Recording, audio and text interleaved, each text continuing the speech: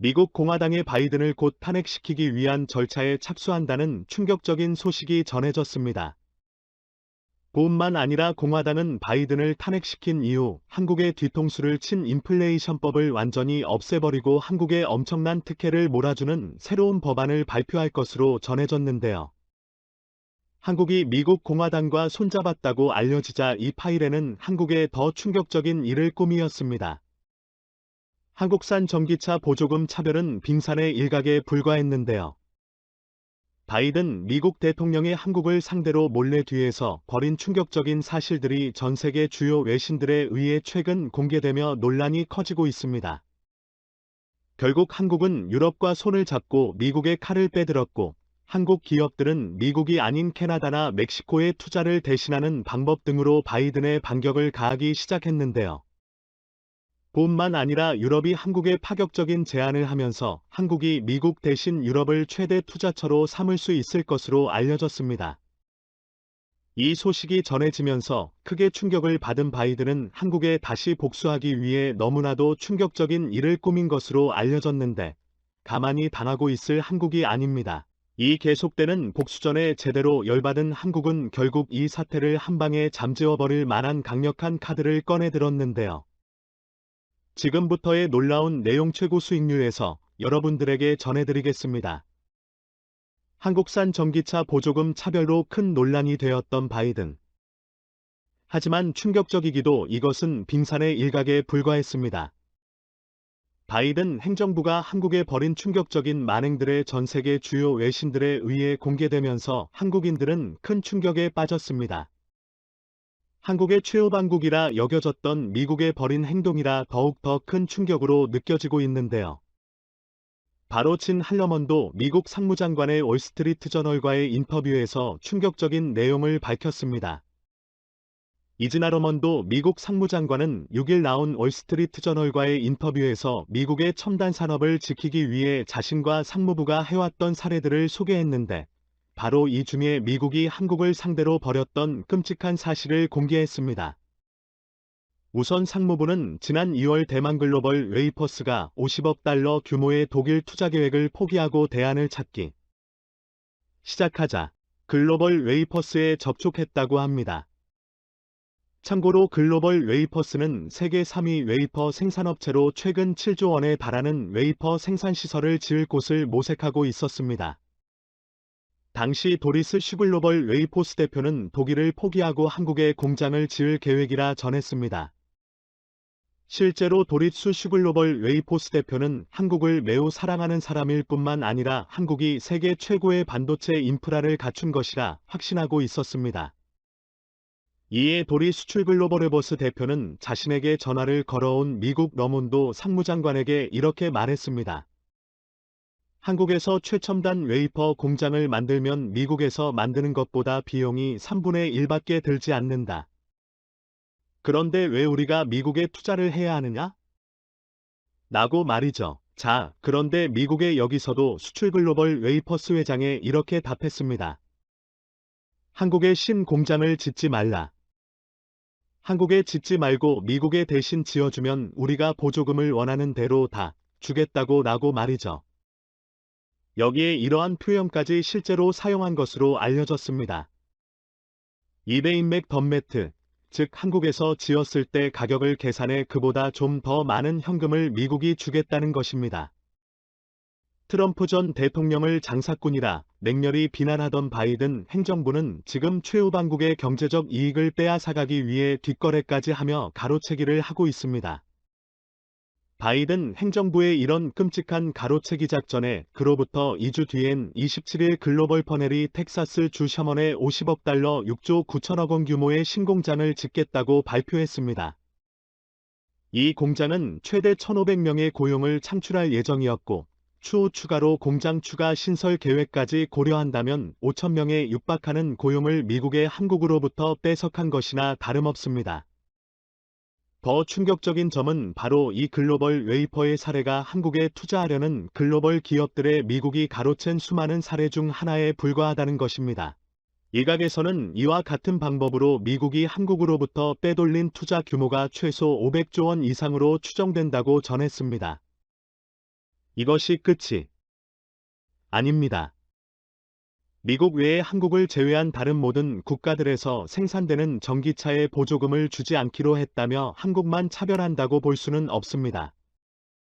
그런데 미국은 중국에서 생산되어 미국으로 수출되는 중국산 전기차에는 보조금을 주고 한국산 전기차에는 보조금을 주지 않겠다는 누가 봐도 명확한 한국 차별 정책을 시행한 것입니다. 뿐만 아니라 바이두는 일부 노조가 있는 기업이 만든 차에 추가 보조금을 준다는 조항을 빼주었고 전기차 누적 판매량 20만 대가 넘으면 보조금 지급 대상에서 뺀다는 조항도 제외시켜 주었습니다. 바이든이 한국만 콕 집어 차별하고 있는 것이 분명해 보이는데요. 자, 그런데 이렇게 한국만 차별하는 것은 바이든의 돌이킬 수 없는 실수였습니다. 한국이 미국에 미치는 영향력을 심각하게 과소평가한 것인데요.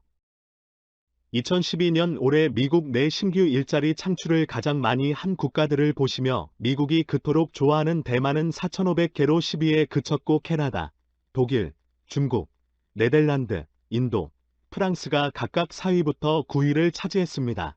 이 지난 수십 년 동안 미국에서 가장 강력한 영향력을 행사했던 일본은 14,349개로 3위에 머물렀고 베트남 2위 한국이 무려 35,043개로 압도적인 1위를 차지했습니다.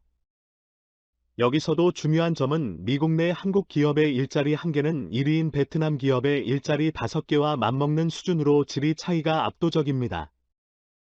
한국 기업들의 연봉이 압도적으로 높을 뿐만 아니라 복지 등의 혜택까지 고려하면 감히 비교조차 불가능한 수준으로 미국인들도 한국의 삼성전자나 현대차 등을 최우선 순위로 꼽았습니다. 즉, 한국의 미국이 아닌 다른 국가로 투자를 옮겨버리는 순간 바이든은 2달 뒤에 10월 미국 중간선거에서 충격적인 격차로 패배할 것임은 당연한 일이고 최악의 상황으로 치닫게 되면 탄핵까지도 가능할 것으로 전문가들은 입을 모으고 있습니다. 결국 미국 최대 야당인 공화당의 한국의 타이, 미국을 막기 위해 칼을 빼들었습니다. 미국 내 최대 투자국이 된 한국을 놓치는 것은 어리석은 짓이라며 바이든의 인플레이션법을 강하게 비난했습니다.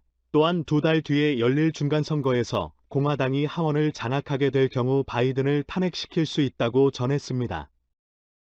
다수의 미국 현지 언론기관들에 따르면 11월 중간선거에서 미국 공화당의 압승이 예상되고 있습니다.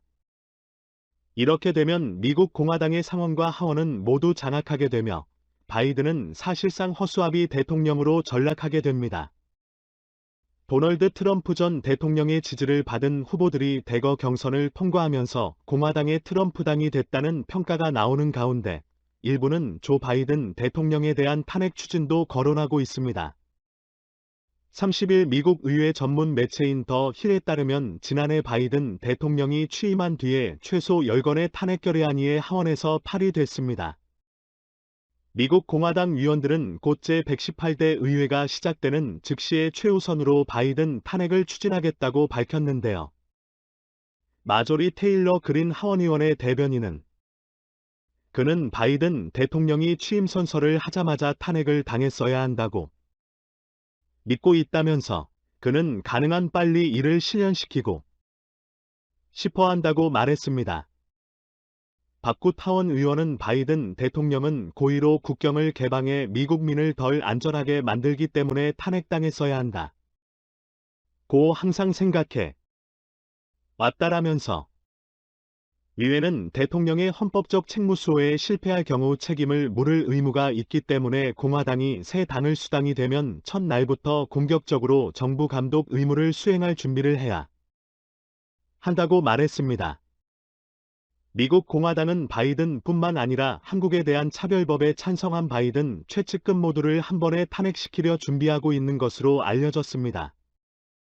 한 번 타깃은 알레한드로 마요르카스 국토안보부 장관이라고 월스트리트저널이 보도했습니다. 현재 마요르커스 장관에 대한 탄핵 결의안에는 공화당 의원 32명이 참여한 상태인데요. 이와 함께 트럼프 전 대통령 자택에 대한 연방수사국의 SPI의 압수수색 영장 발부 요청을 승인한 메릭 갈런드 법무부 장관도 공화당이 벼르고 있는 인사 중 한 명입니다. 공화당이 다수당이 될 경우 새 하원에서 감독위원회를 이끌 것으로 유력시되는 이 제임스 코머 하원 의원은 헌터 바이든의 어두운 사업 거래와 과거가 대통령과 행정부를 위태롭게 했다라고 말했습니다. 이렇게 바이든을 강하게 공격하고 있는 공화당 내 유력 대선 후보로 알려진 내리 호건 한국 사위로 불리는 내리 혹은 이번 달 부인 김유미 여사와 한국을 긴급 방문할 것으로 알려졌습니다. 미국 내 수천만 명에 육박하는 열렬한 K-팝 팬들의 전폭적인 지지로 메릴랜드 주지사의 임기 말 80에 육박하는 압도적인 지지율을 기록한 혹은 주지사. 현재 공화당 내에서도 내리 혹은 이 가장 유력한 차기 대통령 후보라는 발언들이 쏟아져 나오고 있는데요. 내리 호건은 이번에 한국에 방문해 한국 정부 고위 관계자들뿐만 아니라 한국 기업인들을 모두 만나 바이든 행정부가 한국에 얼마나 차별적인 정책들을 펼쳤는지 상세히 듣고 2달 뒤 10일 중간선거에서 공화당이 하원을 장악하는 순간 공화당이 한국을 위해 어떻게 바이든의 정책들을 뜯어 고칠지, 최악의 경우 바이든을 탄핵시켜서라도 한국과의 외교관계 회복을 위해 어떻게 변화할지에 대해 논의할 것으로 전망되고 있습니다. 오늘도 감사합니다. 최고로 멋진 하루 보내시길 바랄게요.